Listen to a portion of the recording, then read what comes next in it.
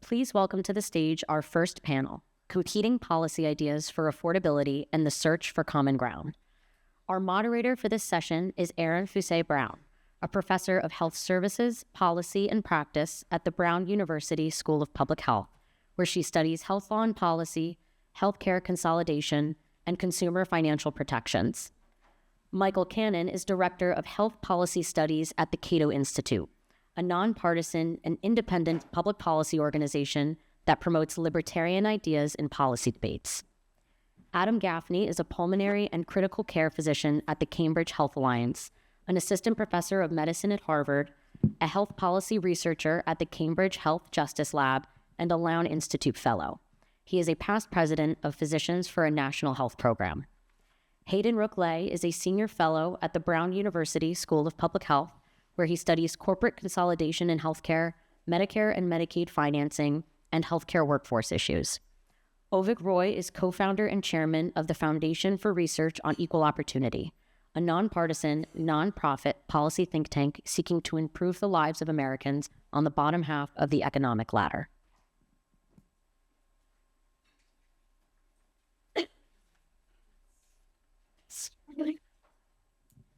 Well, good morning, everyone. Good morning, everyone. It's delightful to be here. We have the honor of kicking off an incredible panel of policy thinkers to do this sort of blue sky thinking discussion that Vikas invited us to do. So I'm delighted to be here to moderate this panel. I'm going to stand. So I think I want to touch upon something that Vikas said in his opening remarks, and that is if this conference is really a conversation about affordability, we really have to think carefully about what we mean when we say that, right? Because it is a broad word. It is being tossed about with increasing frequency. And I think one of the things in healthcare is to think about affordability to whom. As policy, in the policy conversation, we often think about it as sort of affordability to the taxpayer or to the U.S. economy, right? With healthcare consuming 18% of spending of the U.S. GDP, that feels like is that too much, right? Is that affordable to our budget? Even any particular market segment of that, we think about it again in these sort of like affordable to society, right? Sort of thinking about is that how much we're spending on healthcare, how much of our economic growth and output and our jobs even are healthcare related. Is that a good thing? Is that too much? Can we sustain it?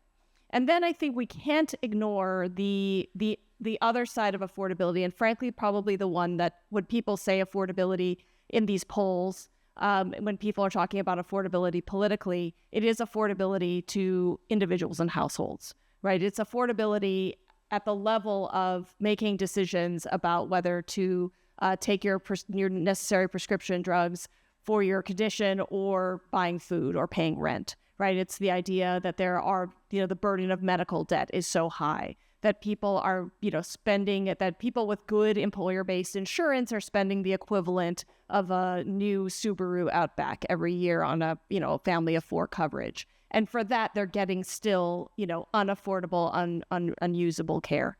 So when we think about affordability today, and we talk about it throughout the policy conversation, just to kind of toggle between those, sometimes we'll be talking about affordability to purchasers or to society, and then other times we'll be talking about affordability to the individual. But I always want to kind of keep in mind that the individual, the household level concerns as well.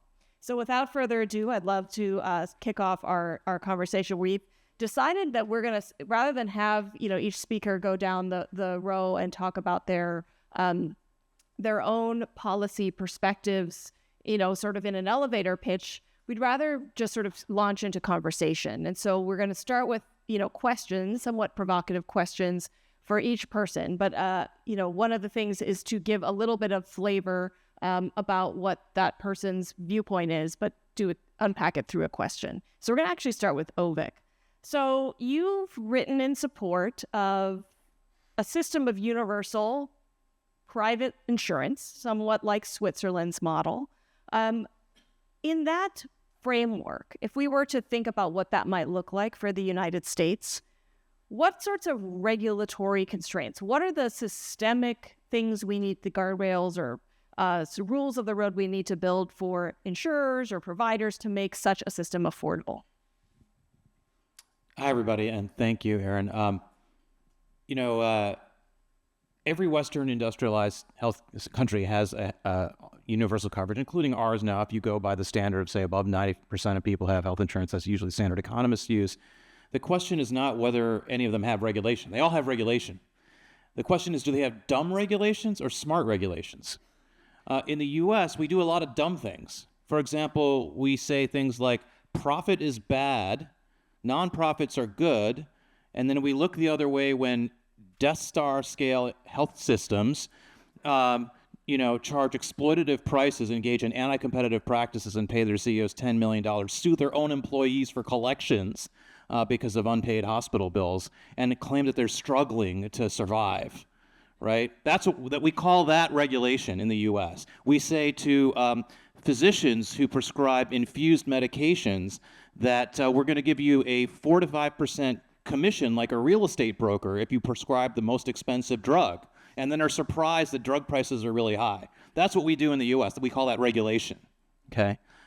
In Switzerland, they also have regulation, but they're much more unsentimental and pragmatic about how competitive markets work. And their goals are to ensure that markets can work well, and particularly take on monopoly power and make sure that if you have a situation where there's a regional or national monopoly, that you're making sure that in that setting there's ways for markets to still function. And that's something we don't do well in the U.S. And I think another thing I'll just point out, since you mentioned that I like to talk about Switzerland, is that one of the ways in which our healthcare conversation is impoverished in the U.S. is that we tend to only look at English language countries as comparators to the U.S. We talk a lot about the UK. We talk a lot about Canada. But because I suppose we don't speak German and we don't read Swiss newspapers, or we don't talk about Singapore. Singapore's an English language country. They have a very interesting system, but they're not in the OECD. And so you have two things. One, we don't talk about what happens outside the English-speaking world, and we don't talk about what happens outside the OECD because academics want to just download the OECD spreadsheet and make charts and publish papers instead of actually doing the hard work of looking at countries that are not in the OECD, which are also very interesting. And so what I would urge all of us to do, if you're actually looking for interesting ways to improve American healthcare, is have a broader lens, look at a broader range of examples of countries that are doing things well, and what you'll find is that single payer is not the only way to achieve universal coverage. Other countries like Switzerland have done so with private insurance, private hospitals, and obviously also a very innovative healthcare system. One thing I can point you all to that we do at FREOP, my think tank, is we have this study called the World Index of Healthcare Innovation, where we look at the top 32 countries in the world by GDP per capita and a population over 5 million, and compare their healthcare systems on quality, patient choice, science and technology, innovation. And Switzerland has ranked number one every year we've done the study. Thank you. All right. So then with that provocative opening and interesting opening, I'm going to turn to Adam next. Adam, you have, both been a past president of Physicians for a National Health Program.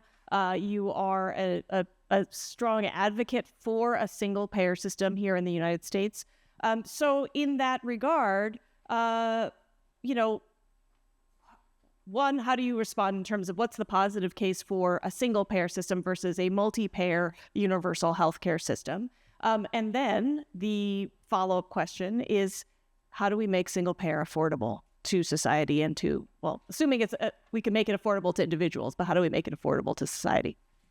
Great, and good morning. And, somewhat fortunately, the answers to both of those questions are actually, mic's off. Sorry, folks.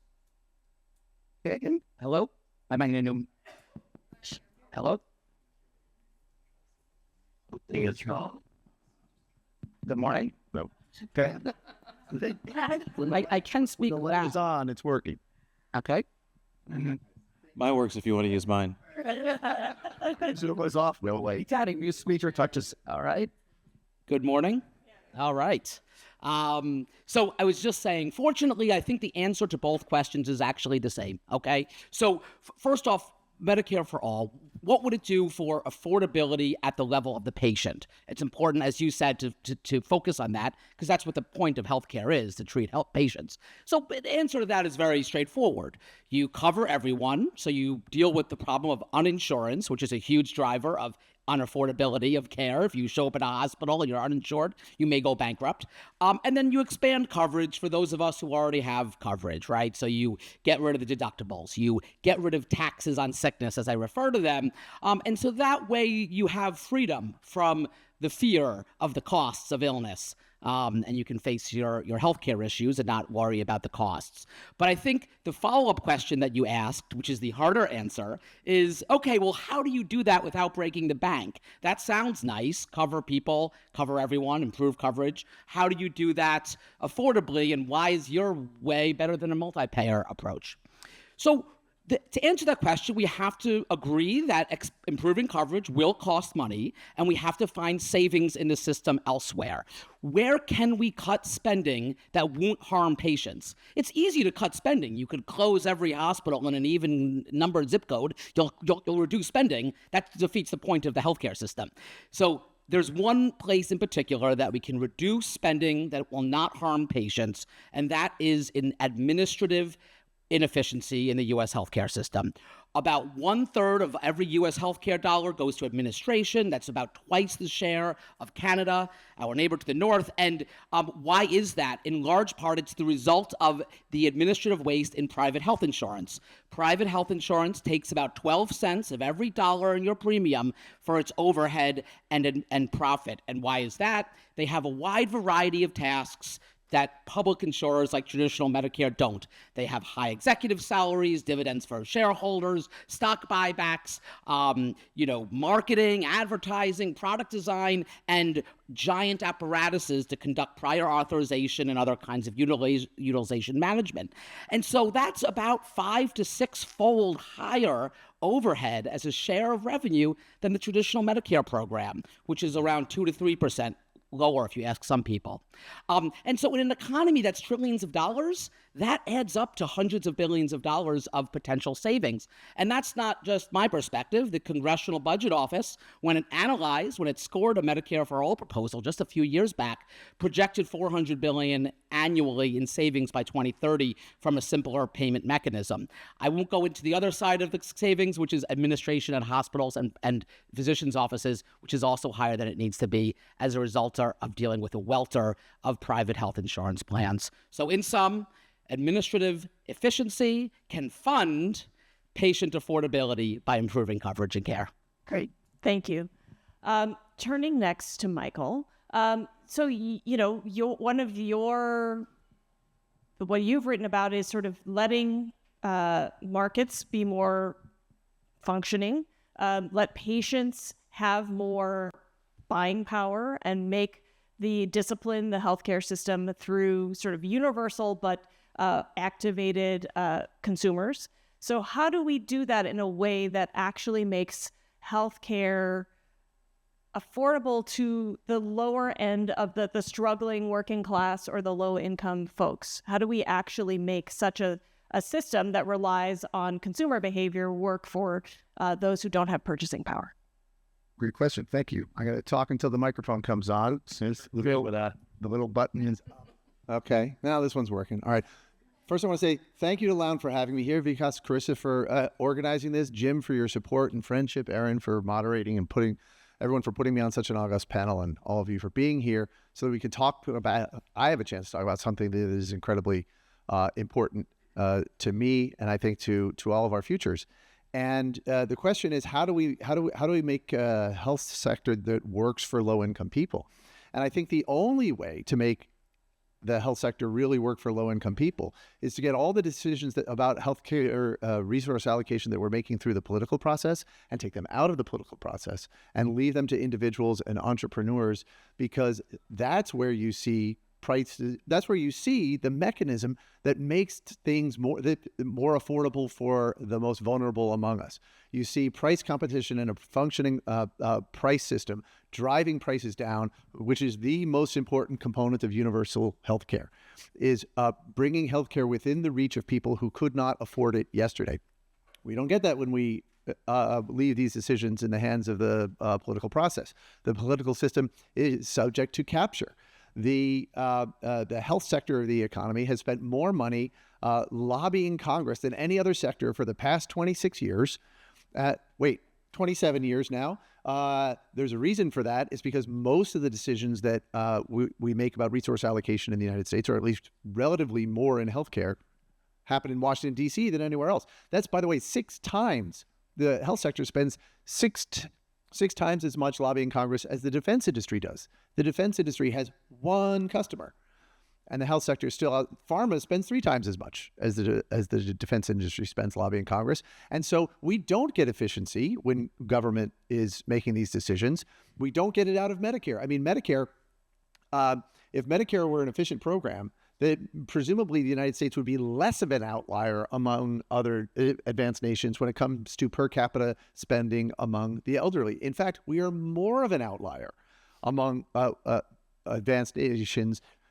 Seniors in the United States consume more, or spending on seniors in the United States is twice as much as comparator nations, whereas for people under age 65, it's less than twice as much. We can also look at the way that the federal government prices medical care. It sets the prices well above marginal cost for all sorts of things in the Medicare program, in the Medicare Advantage program, even in the Medicaid program. When people complain that Medicare can't negotiate or wasn't negotiating with pharmaceutical companies for 50 or so years, what they were really complaining about is that Medicare was negotiating. It was negotiating at the level of statute in Congress, and that Congress is a terrible price negotiator. We were vastly overpaying. These are some of the reasons why health spending among the elderly is even higher here, or more out of line with international norms. And I'm a huge fan of private health insurance companies. Private voluntary health insurance is one of the great innovations in all humankind. I mean, think about it. It gets complete strangers to pay each other's medical bills voluntarily without anyone telling them to do so. But when United Health Group is able to upcode to the point where they're making $50 billion to provide by diagnosing illnesses that they're not even treated, that no one's even treating. That's not happening because of market mechanisms. That's not happening because we are, sure, there might be some greed involved, but that's happening because government involvement has disabled the market mechanisms that would temper that greed, that would temper that wasteful spending, that would get the cost of health insurance down to where it's affordable for more people. The reason that that's happening, the healthcare is so unaffordable, that the quality of care is not what it is because we've left, and healthcare is not as universal as it could be, is because we've left too many of these decisions to the political process rather than to individuals or entrepreneurs and market competition. So, it's working a minute ago. Got it. I think I got it. All right. So now turning to Hayden, one of the sort of themes is that I think we're hearing that there's sort of universality is common. You know, the how of it, is it through private markets, for-profit entities, is it through governments? This sort of like government versus private organization of the healthcare delivery system is seemingly, it could be an empirical question. You've written about the use of a public utility framework to deliver healthcare in sort of a probably on more of a government regulated side, but like explain briefly, what is the public utility model of healthcare delivery, and how do you deal with the political capture issue that Michael raises? Testing. Go. Save it last. Thanks, Erin, and thanks everybody for being here. So when I talk about governing the healthcare system as a public utility, I'm not referencing what people might immediately think, which is maybe the whole healthcare system should be owned by an investor utility with a state-granted monopoly that set prices. I'm referring actually to a rich governing tradition in the United States that was pioneered in response to the first Gilded Age by progressive era thinkers and into the New Deal, specifically in sectors that were understood to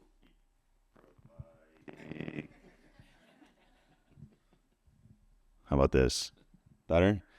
Particularly in sectors like banking, like telecommunications, like the postal service that were thought to be providing a social necessity that everybody needed access to, and for which traditional liberal market ordering, laissez-faire as it was more often referred to back then, was not delivering, was resulting more often in extraction and sort of a lack of value creation in that sector. And this was a broad toolkit of legal and policy solutions. It used to be referred to as the public utility tradition or the regulated industries. It's seen somewhat of a revival, actually, certainly in legal academia and in some areas of policy making today, particularly as we think about how we might regulate big tech utilities or big tech monopolies. But we're talking about a suite of tools here. Rate regulation being essential or price setting, but also structural separations, having rules about which sectors a given company can operate in at once, entry and exit restrictions, so thinking really deliberately about where we have capacity, how we're managing the supply side of the system, investing in thinking about ownership and governance, and thinking about the range of ownership structures we want, whether it's local or national, whether it's public, whether it's nonprofit. And so that's the toolkit that in the healthcare system, we've actually drawn on to various degrees in the last 50 or 60 years, but one that I don't think we've fully leaned into. And we're starting actually to see more of this emerge at the federal level, I think, has walked away more and more away from this that we could talk about. States are actually reviving some of these tools right now, both red and blue. You're seeing red states, for example, Arkansas passed a law that prohibits PBMs from owning pharmacies. A number of states are looking to directly regulate prices of their hospitals. I think the question of, capture is a loaded term. That was a term pioneered by neoliberals who had a quite cynical, I would say, view of government or democracy, or the endeavor of collectively governing ourselves. That's what we're describing here. Can we govern ourselves? And I think I absolutely take the points that have been made around, for example, Medicare Advantage has taken a few hits already here. And I think that's a good example of it within the healthcare system, how we need to be thinking about the larger political dynamics of how we do policymaking. Oftentimes, proponents, for example, of Medicare Advantage, which is our privatized version of Medicare, will say, they'll acknowledge, we're wasting $80, $100 billion a year on this program. But once we just get that number right, then it's a better model because it introduces market mechanisms where you have competing insurance companies. What we're forgetting there is that we're creating an industry that has $600-700 billion worth of reasons to sustain those overpayments. And from a political perspective, and this was mentioned earlier, that's not a very good policy dynamic to have, because you've just created a constituency that can exercise itself in the political process and undermine the governance of a public program. And so I think and this is a real challenge in health policy making. How do we create the feedback loops? How do we, through policy, build the sort of power within our healthcare system that empowers mass democracy, the common collective good that itself as a constituency can exercise itself in the political process. And then more broadly, we can't ignore the larger questions here. These are, again, I'll just go back to the basic point. These are questions of self-governance and of whether we've set up a system where corporations can exercise themselves politically and exert a lot of power. These are questions of campaign finance. These are questions of the roles of the courts. We're seeing a judiciary that is not only arrogating an incredible amount of power to itself, but it's also arrogating power to the executive branch. I, as a judicial minimalist, am much a proponent of congressional supremacy, of actually having legislative making. So these are questions that are directly linked to every sector that we're governing, including healthcare. And my basic response here is that, I believe in this project of small d democracy. And to me, that means going in the opposite direction of, for example, just kind of trying to shrink the state here and running away from trying to solve the healthcare problem together through self-government. This is great. It's very, very provocative. Okay. So, if possible, can you identify, and I'll just go down the line, maybe in the order that we started, that if you could describe, like if you had a magic wand, one lever that you think would make healthcare more affordable, and identify to whom who are you helping? To whom would this be would healthcare be more affordable using this magic wand that you have? Okay. Oh, I've got a magic wand that will make healthcare more affordable for everybody, which is to eliminate or reform the exclusion from taxation of employer-sponsored insurance. That's the original sin of our healthcare system. Everything that has gone wrong in American healthcare can be tied back to the decision during and after World War II to eliminate from taxation the value of employer-sponsored insurance. And just for those who aren't familiar with the story, I know many people are, what happened was in World War II, all the young men went off to war. We didn't have women in the workforce as much then as we do now. And the Roosevelt administration was very worried that if all the young men were off to war, labor would be scarce, and firms would compete for scarce labor by increasing wages too much. And that would lead to what economists call a wage price spiral, in which prices went up because the cost of producing goods and services went up, and there'd be massive inflation and economic crisis. So they literally published a schedule. There was a law passed by Congress, and there was a schedule passed. You can look it up. It's lists. Like, if you're an auto mechanic, this is how much you could be paid per hour. If you were a barber, this is how much you could be paid per hour. And that lasted through the war. And employer-sponsored insurance went from about 500,000 people having it in the U.S. in 1940 to 30 million people having it in 1945 because of this system. Because what happened was employers figured out that, well, I can't pay you more per hour in hourly wages, but I can pay you health insurance because that doesn't count as wages. And so all of a sudden, a third of the U.S. population had health insurance through their employer. And there was this other law that we'd passed a couple of years before that people had kind of forgotten about, called the income tax. And so after the war, they had to figure out, because income tax started out at 3%, and then it became 90% at the peak. And the Congress had to figure out, okay, well, gosh, now that income tax is a serious tax, and these health insurance plans are real value, are we going to tax them? Because a lot of people's compensation is coming through health insurance.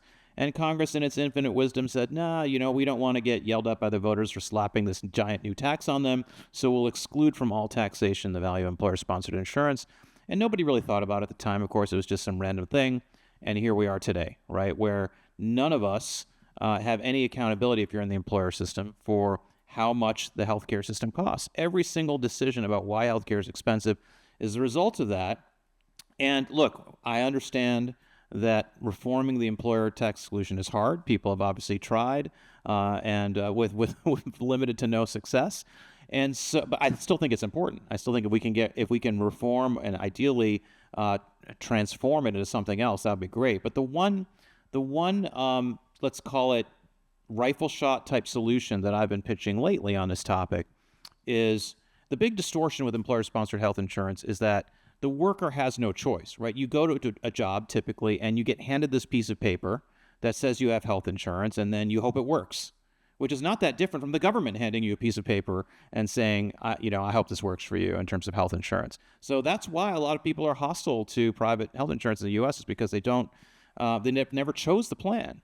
But if you actually allow people to choose the plan, if you transform the tax break into one that doesn't go to the employer and doesn't go to the employer buying the health insurance for you, but instead, what if the employer gave you the $5,000 or the $4,000 or the $10,000 and said to you, you go shop for the health insurance that you want and keep the change if you find something cheaper and pay a little bit more if it goes above the amount that we're funding. And that then creates a powerful incentive for workers to shop for the plan that has value for them, and actually starts to really reform a lot of the horrible incentives in the employer-sponsored system that we have today. So we have a way to do that today. It's called ICHRA, Individual Coverage Health Reimbursement Arrangements. That was a regulation and passed in the first Trump administration. My proposal is for all new companies that are newly incorporated as of Jan 1, 2027, say, they're required to do it this way if they want to take advantage of this tax break for employer-sponsored insurance. So for new companies, for startups, not for existing companies, to grandfather them, you transition to this new model where employers are using the same tax break, since we can't really fix it politically, but you're giving the money to the worker to shop for the insurance. Now, the other thing you have to do is fix all the dumb regulations we put in Obamacare that made individually purchased health insurance much more expensive than it used to be. So we've got to reform that too. But those two things in combination, but particularly reforming the ESI exclusion, is the most important thing we can do to fix healthcare. I have a follow-up question, but I want to hear the other panelists' response. So, Adam, what is your magic wand? So you'll be surprised to hear I have a different magic wand. So look, people don't want, in my opinion, are not that interested in freedom of choice of health insurance. What they care about is freedom of choice of provider, to go to the doctor they want, to go to the hospital that they want, to receive the medications that they need. And choice of insurance can actually directly undercut choice of provider, because you're limiting people to networks often narrow that might cut out the providers in their area, the top-notch cancer hospital. So I want a proposal that delivers true freedom, which is freedom of choice of provider. And I think the best way to do that is through, rather than, again, a more complex welter of private health insurance plans that you shop for. Honestly, I can't think of anything I'd like to do less than shop around for a health insurance plan that meets my specific needs. I also think human needs in this regard are actually basically universal. People need the same things. We can't predict what illnesses we're going to have. I don't know if I'm going to need a plan that covers cancer next year or not. We'll find out. But that's the simple reality of human bodies and human frailty. Costs are unpredictable. So what I would say instead is universal, seamless, no lapses, public, single-tier coverage, equitable to everyone over the lifespan. And that would be my magic wand. Now, it wouldn't fix the overall societal costs, because as I said earlier, that you need to reduce administrative spending. I think we need to get profit out of this system. I'll put that aside for now, because this magic wand is really focused on the patient level. How do we ensure that no one goes without the care they need because they can't afford it? And you could do it through that mechanism. Full coverage, no cost sharing, and we've solved the cost issue at point of use. Great. Michael, magic wand. Not quite magic, but I want to associate myself with the comments of my right honorable friend at the other end of this panel. I think the worst thing the United States health sector has going for it is this supposed tax break for employer-sponsored insurance. Disagree with Ovik a little bit about the history. I think it's more of a tax code story than a wage and price control story. The employer purchasing didn't explode until the wage and price controls disappeared, and Congress codified the exclusion in 1954, and the exclusion began in like 1920s or something. Tim Jones convinced me of that. And anyway, employer-sponsored insurance is a mess because it's a compulsory government health insurance program. The $20,000 that your employer spends on your average family plan comes out of your wages. It's not coming out of profits. It's not coming from them. They reduce your salary by that amount so that they can give this to you. And if you try to claim it, if you try to take it, demand it as cash so that you can go buy the insurance that you want, because many people want to choose their own health insurance, then the government penalizes you. You lose a third of it. And so people don't do that. And so the government is compelling people to enroll in employer-sponsored insurance. It is the largest category of compulsory health spending in the United States. It is why we're like number 8 among OECD nations in terms of the share of health spending that is compulsory versus voluntary. That we're at 84%. That's higher than the UK or Canada. We have more, by that measure, we have more government control here than anywhere else. And if you change it along the lines of what I've proposed, I call it universal health accounts. We've got a paper coming out soon. A lot of similarities to what Ovik was describing. If you change it, let the worker control that $20,000. It's going to help no one more than the most vulnerable. It's going to help no one more than the low-income worker, to whom that $20,000 means more than it does to a high-income worker. It's going to help no one more than than women and older workers and workers with expensive medical conditions, who are going to get more than $20,000, because that's what labor markets do. They reduce those folks' wages more than the average. So they're going to be able to control more of their healthcare dollars, more of their healthcare decisions. And most importantly, once people are spending that money like it's their own, We're going to see a lot more price competition because consumers are going to be a lot more price sensitive. And if you doubt that, and that's, again, the most important thing we can do to make healthcare more universal. If you doubt that, ask who is the major opponent to the sorts of reforms that Ovik and I are talking about. It's the healthcare industry. They're more open to Medicare for all than they are to what Ovik and I are talking about, because they know that their customers are going to get much tougher if those customers are the consumers themselves spending their own money. All right. So, Hayden, what would be your magic wand? My magic wand would be bringing down prices and standardizing them. I think and I'll acknowledge that this is thinking about the collective cost problem in healthcare.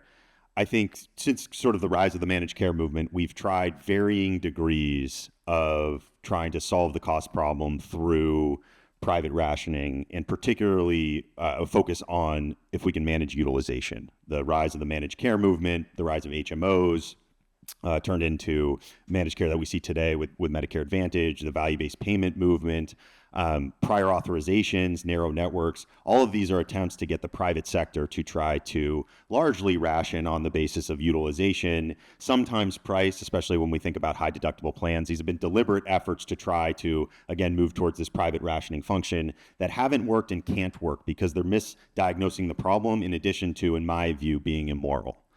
The problem here is that, as we've long known, the U.S. healthcare system is expensive because the prices are too high. We have high private sector administrative costs, and we do a very poor job of managing the diffusion of technology. So particularly prices for expensive technologies that come online. That's where we need to be focusing in terms of affordability. And interestingly, when we look at our peer nations, I fully agree with Ovik that they don't all have single payer.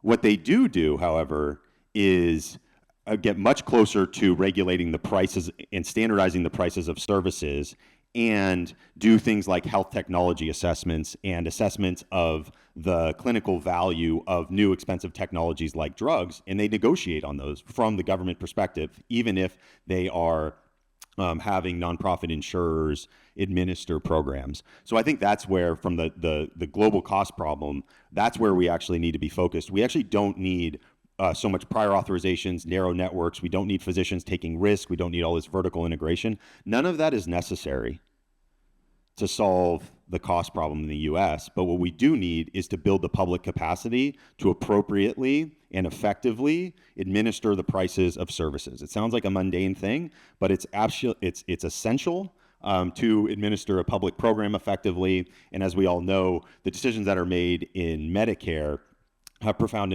implications for how private insurance works, because those payment mechanisms are essentially replicated by private industry. I'll just say, in terms of briefly responding to Ovik and Michael, I think they just place far too much faith in the ability of, or the desire, I would agree with Adam, in the ability of consumers to shop for healthcare. This is one of 3 or 4 reasons why from an efficacy and, in my view, from a distributive justice perspective, it simply just doesn't work to try to subject a healthcare system to traditional liberal market ordering. Going back to my initial comments, that doesn't mean that the government isn't structuring markets, isn't organizing how markets work. In Michael and Ovik's world, as Ovik acknowledged, the government is doing this, is constructing markets all the time. It's a question of how we're doing it. And I think this idea of moving to, we want higher deductibles, we want more cost sharing onto consumers, I think presents a real problem in terms of who gets to access care, and simply doesn't work because of the nature of how supply operates in healthcare and how demand sensitivity is in healthcare, and the basic fact that you are so reliant on this trusting relationship with your physician to actually tell you what you need. So issues of information asymmetries, all the sort of indicia of a market working, just aren't there in healthcare. So I'd be really reluctant to go down the path that particularly Michael is proposing, where we want to continue to try to squeeze more and more of these market mechanisms at the point of care. And I'll just stipulate here, this does not mean we don't want competition in certain aspects of the healthcare delivery system. I'll stop here and not keep rambling. So I am hearing, amongst a very diverse panel of viewpoints, right? I'm hearing a couple common themes, and I'm wondering if I could possibly get reactions from the panel of whether or not there is some agreement, if there's anything that you might all agree upon. And there are two things that I'm hearing today, and maybe there are more. One is that the employer-sponsored commercial insurance market is not working. It is both, just employers are not good shoppers for consumers, for workers. And I'm wondering if that is something that we can all agree, whether or not, you then take the money and put it in, accounts for each individual to go spend on a private product, or whether it's get the employers out of the business of healthcare altogether through a government administered, whether it's single payer or, other public program.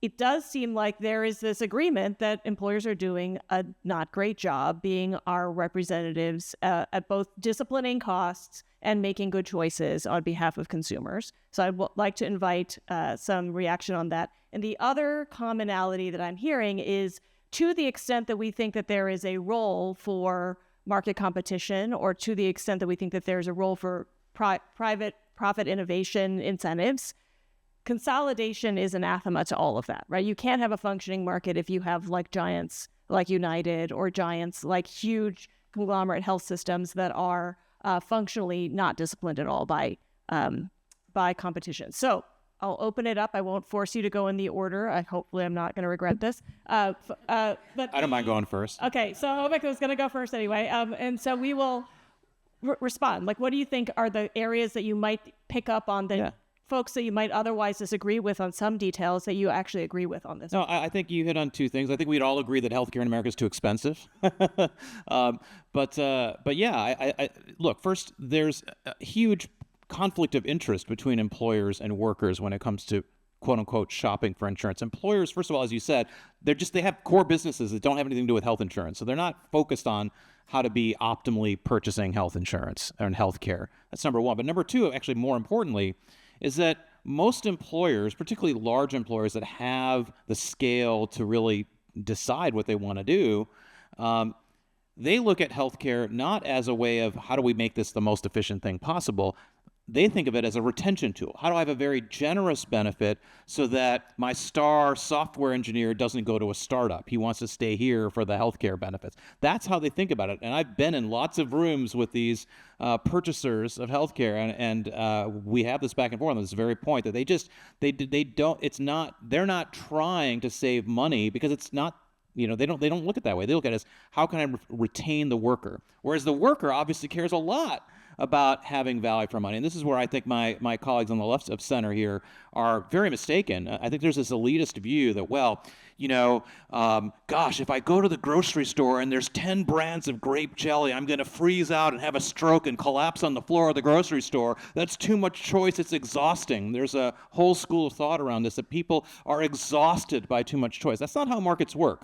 Markets don't work where each of us, like when we buy a cell phone, decide among the 30,000 different models of cell phones and pick one, right? Most of us are relatively passive. Oh, my friend has an iPhone. I saw the ad. It looked cool. I'll buy that.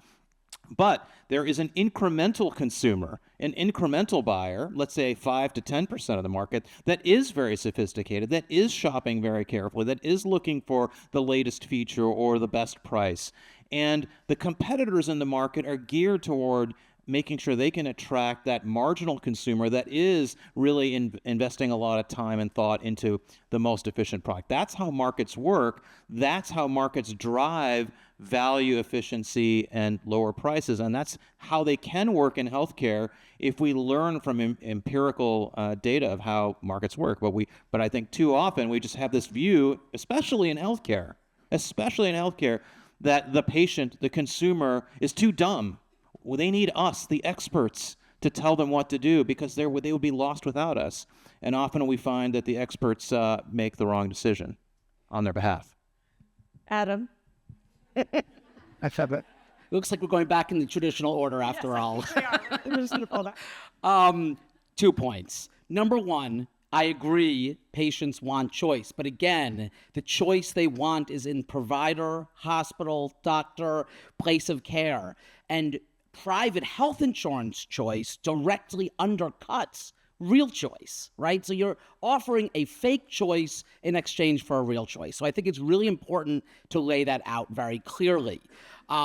And oftentimes the choice in private health insurance, the model that's being discussed, is really no choice at all, because it largely depends upon how much money you have, right? So I may choose to have the $25,000 deductible plan because that's all I can afford, because I'm a lower income working class person. Okay, is that choice? And now when something happens, I have chest pain, I'm developing a cough and a fever, my legs are swelling, worrisome symptoms, what do? It's what people do. They avoid care. They don't come to the hospital. And as an intensive care unit doctor, I've seen patients with life-threatening complications of chronic common illnesses that have gone untreated because of lapses in care or affordability issues. So I really do think it's critical that we maintain that patient perspective in these higher level discussions.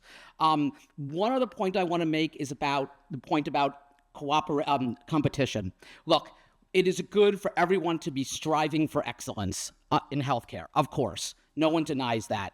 But that's different than foregrounding market competition as the driver of that excellence. When I think back to the heights of the COVID pandemic, for instance, the parts of the healthcare system, I think, I was in the intensive care unit, we were cooperating across Boston, among hospitals, working together, trying to move patients to where they could best be served. And it may not work in the current situation, but I would like to foreground that sort of cooperation among providers rather than market competition. I'll just pick up on the point about competition. I think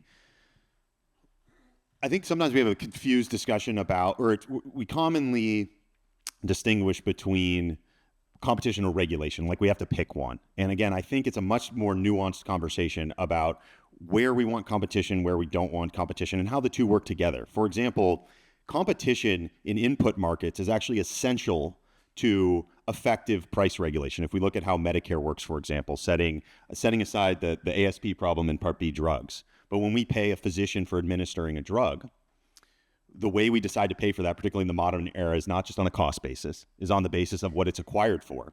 And having competition in the input market there on, for example, biosimilars is essential for effectively setting that price. And the incentives are there for every provider too, because of the way we set the price, and if we do it effectively, because they have an incentive to try to acquire a cheaper drug. So there is a nice example you can see of cooperation of regulation and competition in two adjacent markets. I also think that price standardization, whether we want to call it competition or the dispersal of power or choices at the point of care, the single most important thing we could do to make it viable for different forms of providers, of an independent provider, of a community clinic, of a hospital, is to move away from this system of price discrimination where there's so much advantage in our system conferred to bigness. You just want to get big so you can extract a higher price. And if we standardize prices like most of our peer nations did, there wouldn't be such an advantage. It wouldn't be so hard to operate independently. And there you have a system more like what I'd like to see, where we can have different ownership models and we can still have independent practice. We can have community clinics. Not everybody has to be part of a massive conglomerate that can work together, but you're not bound to just because you want to sell, just because selling to the hospital means all of a sudden that you get 3 times the price for the same service, even though the quality is no better. And again, this is very much in the tradition, the public utility tradition of using rate regulation as a mechanism of dispersing power in adjacent markets. Here, we're thinking about insurance and providers.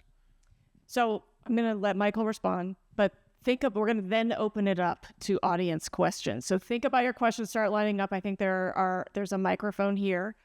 Michael. So I bet, thank you so much. Yeah. Without central planning, just emergent. Amazing how that works. Maybe we should have taken a vote. I think we agree on a lot of things up here. We agree on the desirability of universal healthcare, making healthcare more universal, bringing it within reach of more and more people every day. We agree on the wonderful work that LOWN does on waste and low quality care in the U.S. health sector. We agree that the prices are too high for Medicare prescription drugs and in Medicare Advantage, and that we should cut those. We agree about the problems of regulatory capture. we probably agree that it really would be nice if we had two political parties that engaged on the issue of healthcare with solutions rather than just one. We can all agree that we could all, each of us here, solve every problem in the health sector if it were as simple as being a professor at the chalkboard saying, okay, well, we have all these resources over here and we have all these people who need over here. So we'll just take the resources from here and move them over there.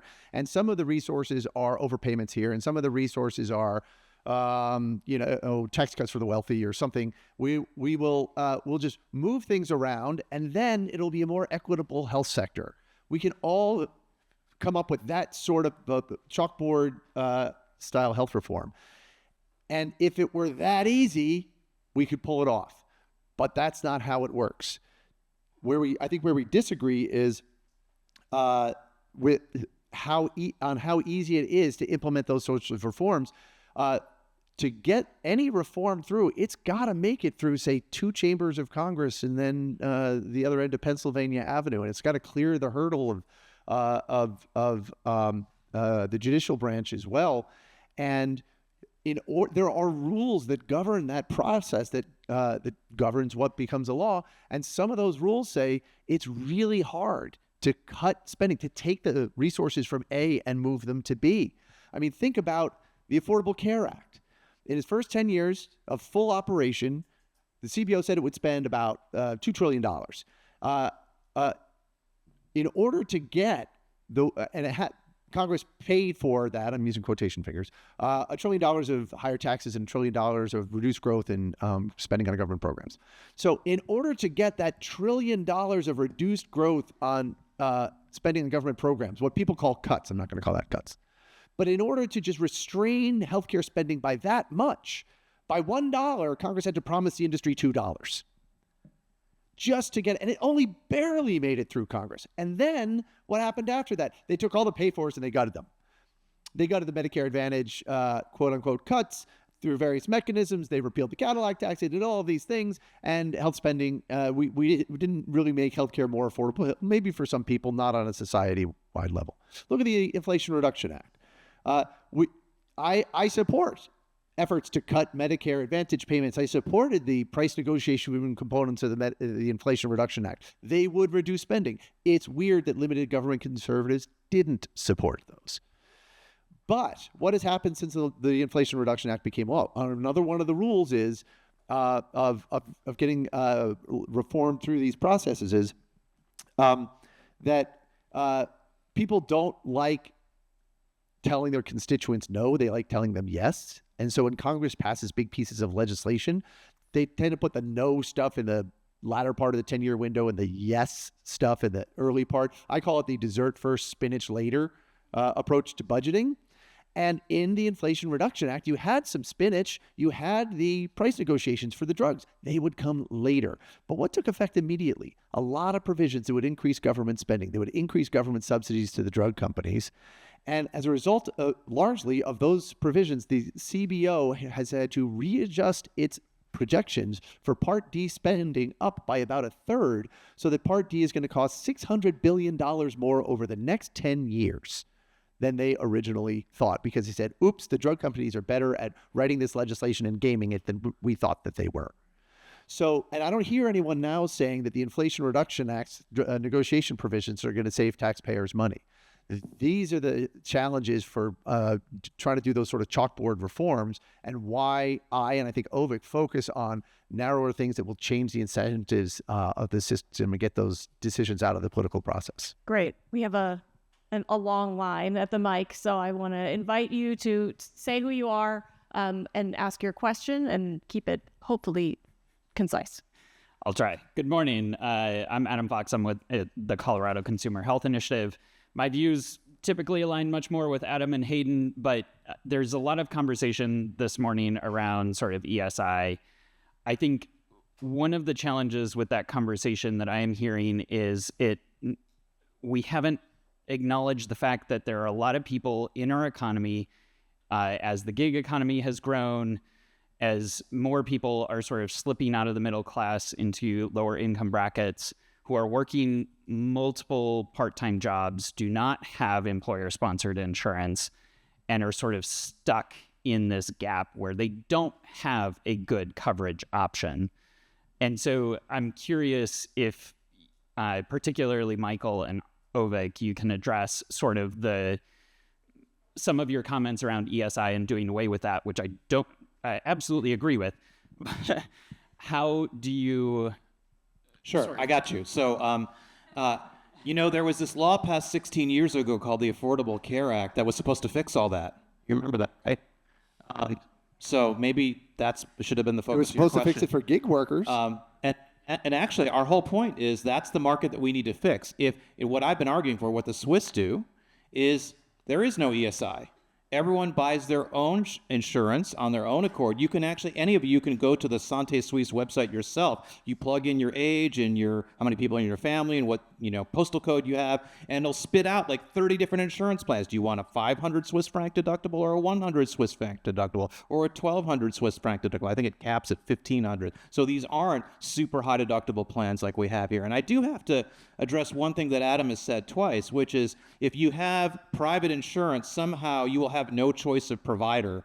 And only in a single payer system do you have choice of provider. In Switzerland, in Ireland, in the Netherlands, in all these countries that have private insurance-based systems, there is very, very broad choice of provider. Do we have broad choice of provider in Massachusetts, where when MGH merged with Brigham and Women's and Partners took over the entire Commonwealth? When Yale New Haven bought the entire state of Connecticut, do we have choice of provider? In Connecticut, no, we do not. Right? So yes, absolutely, in a world in which there's a gig economy and I think the gig economy is great. I think it's great that people have more control over the contracts that they engage in with others. That actually makes workers more empowered. You talk to Uber drivers, they'll tell you that. But also give them access to high-quality health insurance, which we have not done because the Affordable Care Act made that system much less affordable. Under the tax code, the gig workers have to pay higher taxes. If you are a spouse of someone with employer-sponsored insurance, you not only pay higher taxes, you lose income, you lose salary. And if you want to make health insurance more affordable for those gig workers, one way to do it is allow them to buy Obamacare exempt plans. Because the CBO said that those you do that, they can get comprehensive coverage at premiums that are 60% below the lowest price Obamacare plans. And when President Trump made these available for 6 years before Biden undid it, it didn't tank the Obamacare markets. The Obamacare markets grew and the premiums in Obamacare stabilized. And this idea has a bipartisan pedigree because Barack Obama exempted the territories from Obamacare's most expensive regulations. Just let your state residents purchase insurance licensed by U.S. territories. The gig workers will get more affordable coverage. That's actually better than Obamacare. I'm happy to explain why. All right, next question. Thanks. Good morning, Dana Gelb-Safran, and a career-long leader in bringing together quality and affordability. I thank you for this panel. It's been really stimulating and a lot of great content. My question is mostly for Michael and Ovik. Michael, I would take it to with your point that Medicare is inefficient because the growth in Medicare payment rates and spending has been a fraction of what we've seen in the commercial sector, where I spent a lot of my career.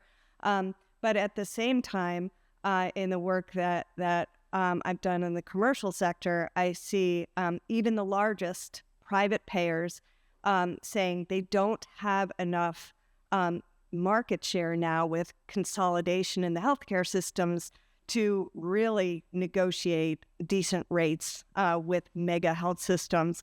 And so let me stop you there just because we're low on time, but I've got your question, which is like, how do we is Medicare more efficient and high prices? It's the price is stupid as because one other aspect to it, Ovik, which is internationally, which you pointed to, every other country that's doing this well has some way, private, public, or a combination, right. I got you. A cap. Yep. For spending. Yeah. So I'm going to answer that. So we actually have a turn into legislation called the Hospital Competition Act. A new version of it's being introduced in the Senate probably in the next couple of months, which addresses exactly what you're describing. So what we do in the Hospital Competition Act, what we proposed is deploying Medicare Advantage rates, which are based on Medicare fee-for-service rates up to a point, in highly consolidated markets. So if you have a region where the hospital market is highly concentrated, measured by something called the Herfindahl-Hirschman index, or use whatever metric you want, that's the one that's the most established. If it's extremely high, above 5,000, which would be an extremely consolidated market, those payers or those providers have to accept Medicare Advantage rates from commercial payers. This is basically a kind of auto antitrust, because right now we depend on the Department of Justice and the Federal Trade Commission to block mergers, which first of all hasn't worked. Second of all, we have so much consolidation now. The real issue is how do we unblock, how do we deconsolidate the highly consolidated markets that I was addressing earlier? And this allows you to do that, because it basically says, okay, MGH and Brigham, you can be separate freestanding providers that compete with one another and then charge whatever you want. But if you're going to be part of the same hospital system, you're going to have to accept MA rates in the commercial setting. And that eliminates the business model of the whole hospital industry, which was then let's merge and merge and merge so we can have all the market power and charge whatever we can. And this eliminates that. So I think there is a role for Medicare's administrative prices to actually encourage more competition. I would like to distance myself from the comments of my right honorable friend. We can't be friends anymore after that proposal. So Medicare prices are generally 60% of private prices, on average. They're still excessive. That's how harmful the exclusion is. It drives up the private prices that much higher than the excessive Medicare prices. Medicare is not efficient. Medicare's administrative costs are higher than private insurance. And if you don't know that, then you don't understand the economics of it. Because first of all, when people say Medicare's administrative costs are 3% of spending, you're counting as a benefit the wasteful and fraudulent Medicare billions of dollars, hundreds of billions of dollars are going out of the door as a benefit. And no one who makes these measurements includes the deadweight loss of taxation associated with raising the taxes necessary to fund Medicare. That's 20, 25, in some cases 50 or 100% of the cost of Medicare spending. Those are real administrative costs. This is not an efficient program. This is a disaster of a boondoggle that is making healthcare more expensive and reducing the quality for everybody. I think Adam needs to jump in here. Have a mic. Give him a mic. Give him a mic. These figures on overhead are not from Physicians for a National Health Program. CMS's National Health Expenditures Accounts puts out figures on administrative spending by the federal government, and if you don't believe the Medicare versus private health insurance comparisons, let's compare traditional Medicare to Medicare Advantage, apples and apples. Medicare Advantage, 12% overhead, unquestionably. Traditional Medicare 2 to 3%, and some of that is actually going to administer those Medicare Advantage plans. That is a huge amount of waste, and I really haven't heard a lot. We talk a lot about prices. What's baked into those prices?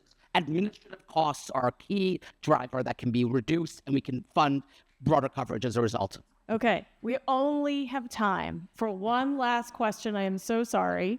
This is so exciting. One last question. Okay. I'll just ask. What? I'll ask your question, and then we'll see if we have time for just a free-for-all. Yeah, but only one person gets to respond to each question. Okay. Samantha Bunk, Missouri Foundation for Health. So I have lots of questions, but I'm going to keep it to one, especially since I know we're short on time. First of all, thank you all so much for being here. I do really appreciate all your work and all the different viewpoints, because I think that's really important to this discussion. I know you've already been picked on a lot of it, but I'm going to ask you just one more question, because I do not disagree with a lot of the points anybody made. I think this is all a good mix of viewpoints, so we all agree on a lot. One particular point that I took with was that that education model, or that specifically the education that you're talking about, that you think people have, having this choice is really what they want. I don't disagree. They want choice. I would tend to agree with Adam that it's more a choice of provider, hospital, things like that versus health insurance, not because they don't want that choice, but because I think the understanding is very low. I did health insurance enrollment for a long time as an attorney with all kinds of different folks in rural areas and urban areas. And it's not that people don't want those choices. I think we would agree on that. It's that it's really so complicated the way we have made it that they do not understand it. And even with that education available, the information out there, it's still really hard to comprehend and make a comprehensive choice for yourself and your family. So the only question I would have to you is, how would you solve, if we were to go with that kind of a model, that kind of education presentation problem. And I say this as someone who, yes, has done this enrollment, but I'm from a working class background. So I kind of get both points of it that you're trying to speak to. And I'm going to prevent you from answering, Ovik, because I want to get one more question, and then we actually unfortunately have to wrap it up. And so we'll take the conversation into the hall, I think, as we transition to the next. So we'll collect another question. You failed to mention very much notions like targeted prevention and culture of wellness. And I'm just going to say the way to go is the way to do Medicare for All is not a monolithic thing, but have community-based plans modeled after the way the best, well-run, large insurance companies are, which is a business expense. I did it. I can't get good employees doing carpentry without insurance. It's a business expense, same as I have to pay for workers' comp. But whatever you do, model it after. Once all large companies go to self-insurance as soon as they're large enough, and then what they do is insurance. Self-insurance is always married to prevention. That's all. Thank you. One last question. Yes, I'm Jack Evge, past president of the Massachusetts Medical Society, and I represented the Medical Society in the negotiations around the creation of Chapter 58 and then the ACA. So this is the best conference I have heard covering this topic. And I think the outcome should be the design of a machine, an organization for change. And so the new element would be the use of artificial intelligence to take very complicated dynamic situations and begin pointing out the key ideas for change and moving ahead. So has this conference, which is the best I've heard in 2 decades, has it been recorded? Yeah, I see a thumbs up for that. With that, thank you. Let me thank the panel for this incredible discussion.